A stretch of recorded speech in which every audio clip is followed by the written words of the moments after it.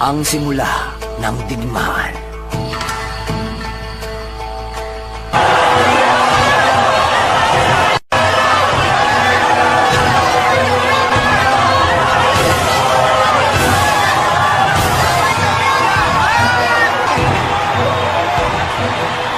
Pangkahalatang pinuno, Gaara. Pinuno ng unang hukbo, Darui. Sa wakas, may papakita ko na sa anak ko kung anong kaya kong gawin ngayon. Pinuno ng ikatlong hukbo, Hatake Kakashi. Pangkahalatang pinuno at pinuno ng ikaapat na hukbo, Gaara. Pinuno ng ikalimang hukbo, Mifune. Magsalita ka lang kapag handa ka na, Gaara.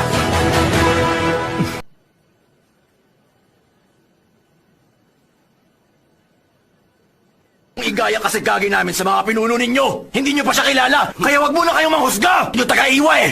Baka kasi bigla nyo kaming traidorin. Alam mo, sa totoo lang, may punto silang dalawa. Oo nga. Huwag kang mag-alala. Opinyon ko lang naman yung mga sinabi ko kanina. Bakit ganun? Parang wala pa rin tiwala ang mga kasama natin sa isa't isa. Hindi na natin maiiwasan yan.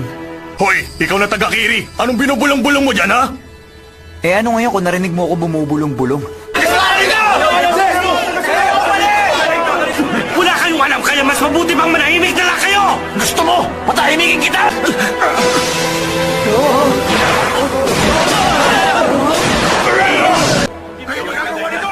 Para sa kapakanan at ikabubuti ng bawat bayan. Dati rin akong namuhay sa puot at pagkamuhi dahil isa akong Jinchuriki. Binala kong wasakin ang mundo.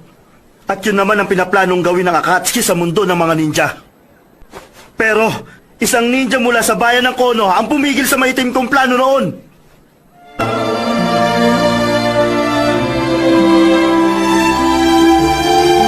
Napatay ko siya, pero tinawag niya pa rin akong kaibigan. Iniligtas niya ako sa panganib. Kung pareho ang pinagdaanan ninyong hirap at sakit sa buhay, paanong hindi kayo magkakaintindihan? Pare-pareho tayong nasaktan, nawalan at nawasak ng dahil sa grupo ng Akatsuki. Ang bayan ng Suna.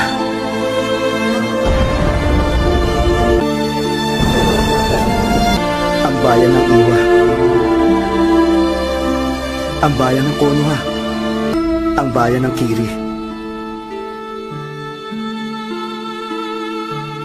Ang kaibigang nagligtas sa akin. At kapag nakuha siya ng mga yon, siguradong katapusan na ng mundo. Kaya pakiusap, ipahiram niyo muna sa akin ang lakas ninyong lahat. Pasensya ka na pala sa sinabi ko, ha? Hindi, kasalanan ko rin naman kasi. Pag nagkakaisa ang lahat ng mga ninja,